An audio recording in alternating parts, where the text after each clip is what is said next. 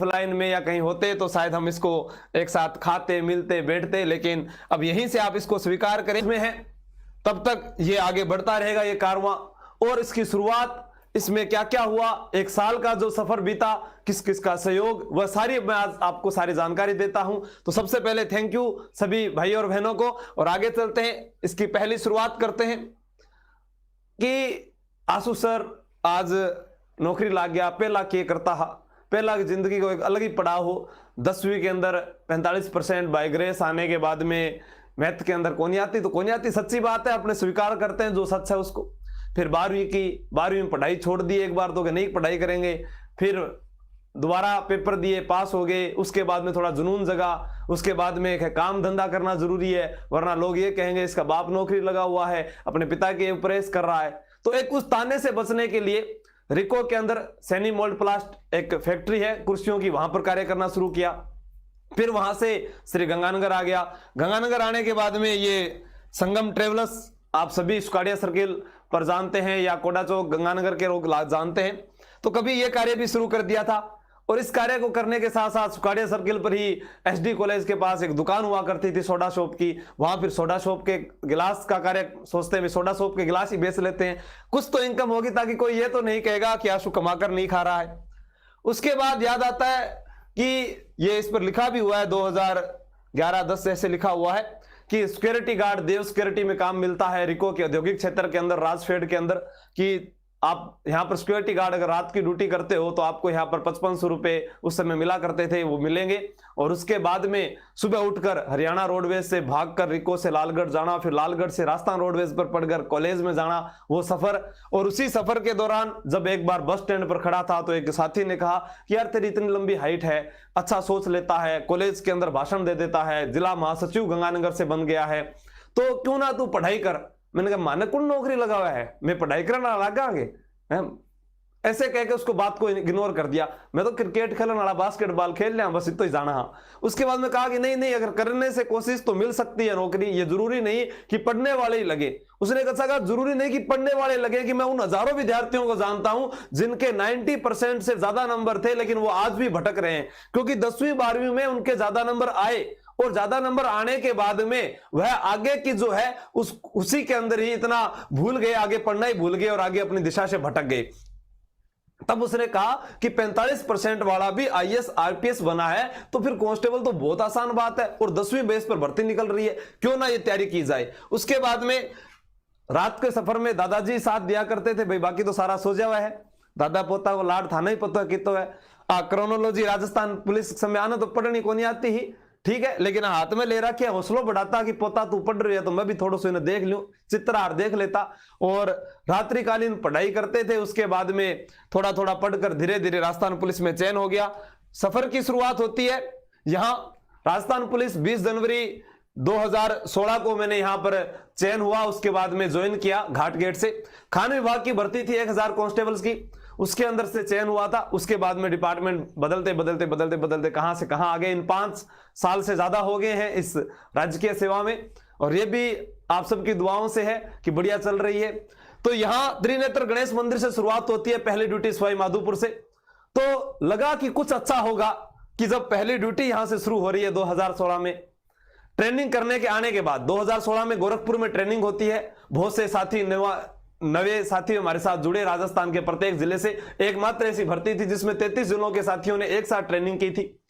तो यहां से जुड़ने के बाद में, और इसमें जो जुड़ने का श्रेय जाता है ये मेरे गुरु का है। अभी उनका नाम भी छिपा हुआ है, थोड़ा हाइड करेंगे, थोड़ा यहां लिखा हुआ भी पढ़ दूं, उन्होंने लिखा है। हाँ अभी सुना है, थैंक यू, अपने गुरु को रिस्पेक्ट देने के लिए लगे रहो। 10 लाख पर आना है मुझे। सबको सस्पेंस बना रहना चाहिए कि 10 लाख पर आशु सर के गुरु आएंगे।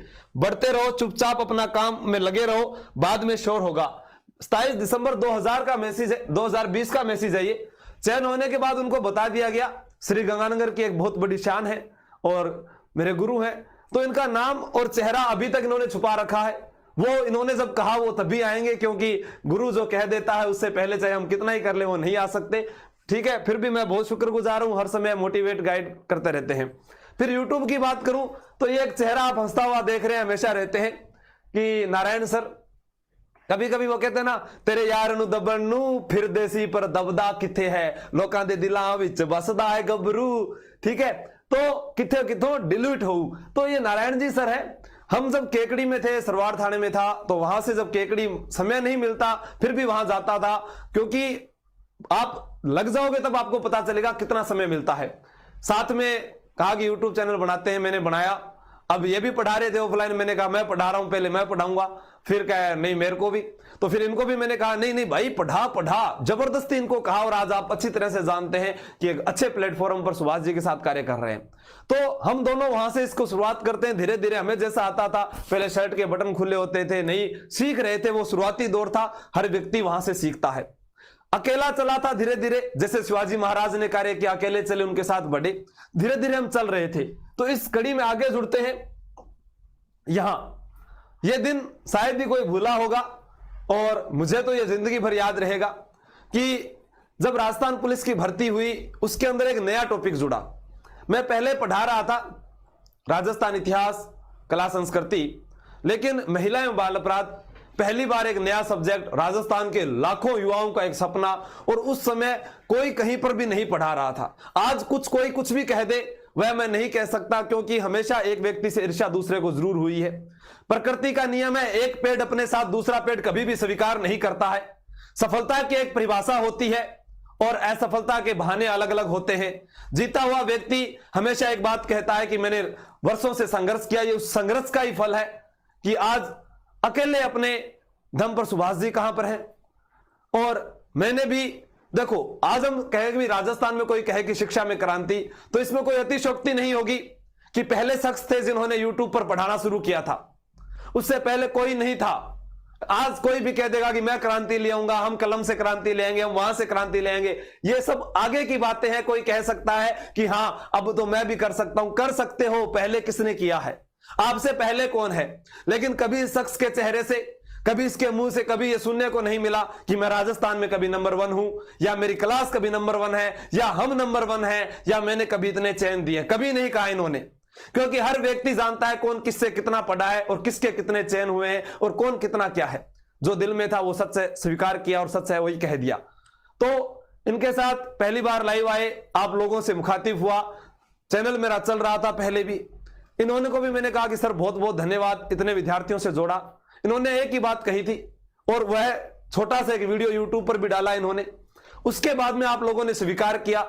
तब जब अपने से पहले वाला व्यक्ति, आज मुझसे 5-6 साल बड़े हैं, तो इन्होंने कहा, मेरे लिए जब कहा कि ये मेरे से बेहतर कर सकता है, तो मुझे ऐसा लगा कि मैं बेहतर कर सकता हूं, तो मुझे और मेहनत करनी पड़ेगी। और जब भी आज भी रोजाना बात होती है, रोजाना जुड़ते हैं, एक साथ रहते हैं, तो वह खुशी जो इनके साथ मिलती है, कहते हैं ना कृष्ण जैसा एक दोस्त होना चाहिए, वह मेरे साथ है। फिर बात करता हूं, यहां पर अजय जी सर है, धुरीना जो ऐप है उसके संचालक हैं। आप लोगों को पता है कि एक बीच में थोड़ा सा मतभेद होने के कारण जो भी हुआ उसको मैं भूल चुका हूं, ठीक है, क्योंकि एक चेहरा होता है, उसके पीछे एक नकाब होता है, उसे हर कोई नहीं पढ़ पाता है। लेकिन मुझे पता चला कि आंसू ये तो तेरा यूज कर रहे हैं, तेरे साथ ये अपना प्लेटफॉर्म खड़ा कर रहे हैं, तब थोड़ा सा अलग होना भी बना। भी हमारे साथ कोई दूसरा क्यों उठ रहा है भाई, जब हम साथ है तो उसको एक क्यों किया जाए, मैं उनको बढ़ावा दूं और वो मुझे ना दे। तब पता चला, तब एक आवाज पर सुभाष जी को कहा, इनको कहा, फिर विजयपाल जी सर। आप जानते हैं कितने हंसमुख रहते हैं विजयपाल जी सर। एक कोई बनावटीपन नहीं, कोई ऐसा नहीं, जैसा आए हंसते हुए आए, जो मन में आया वो बोल दिया। कभी कुछ ये भी नहीं सोचा क्या बोलना, जैसा मन में था, जो इन्होंने अपने जीवन में सीखा अपने आसपास से। हमेशा कहा कि जब मैंने 10 साल संघर्ष करने के बाद सब इंस्पेक्टर की नौकरी पाई है, तो आप भी पा सकते हैं। तो मैंने कहा सर मेरे को 5 साल हो गए, कि 5 साल और मेहनत करेगा तो भी मिल जाएगी, लेकिन तूने इतने कांस्टेबल्स के लिए सपना देखा है, पहले उसके सपने को पूरा कर। मैंने कहा सर मेरा सपना अधूरा रह जाएगा, कोई बात नहीं, तुझे मैं देता हूं सपना। मुझे भी एक अलग कमरे में बंद कर दिया और पढ़ाने लग गए। आज हम 4-5 जने हैं जो साथ में तैयारी कर रहे हैं, और आप लोगों की दुआ और रही तो मैं वादा करता हूं कि एक बार यहां पर एक और बड़ी खुशखबरी के साथ मिलेंगे। कोशिश जारी है, लेकिन उस कोशिश के अंदर कार्य मेरे इतने सारे बढ़ जाते हैं। कैसे? पहले ऐप को देखना, किताब को देखना, विद्यार्थियों को संभालना, उनकी क्लास लेना, ये, और एक ही इंसान सारे कार्य नहीं कर पाता, लेकिन कर पाता हूं तो आप लोगों के हौसलों से, जो आप सभी यहां पर एक साथ दिख रहे हैं। तो इनको मैंने कहा कि सर अब ऐसा हो चुका है, क्या करें। इन्होंने पहले भी कहा था, जब राजस्थान पुलिस की भर्ती आई थी उससे पहले हमने सभी को तैयारी कर लो, पर कोर्स भी फ्री दिए थे। तो इनके लड़के ने इंजीनियरिंग कर रखी थी, साहब के लड़के ने, उन्होंने भी एक ऐप बना कर दिया मुझे और कहा कि आप पढ़ाइए। वह पढ़ाने लग गया, तो अजय जी ने भी सहयोग कर दिया, सुभाष जी का, विजयपाल जी का। उसके बाद ये आप लोगों का सहयोग रहा और आप लोगों ने सराहा। जितना मुझे आता था, जितना मेरी टीम ने, जितना हमने मेहनत की, मैंने समझाने की कोशिश की है और उतना ही मैं आपको पढ़ा पाने की कोशिश कर रहा हूं। यह जरूरी नहीं कि जिसका जितना पद बड़ा होता है वह उतना ज्यादा जानता हो, यह कभी जरूरी नहीं है। हमेशा जितना आपके पास है, जिसको अभ्यर्थी जो हमारा होता है, नया विद्यार्थी जो आता है, वह उसे स्वीकार कितना करता है, यह जरूरी है। आगे चलते हैं।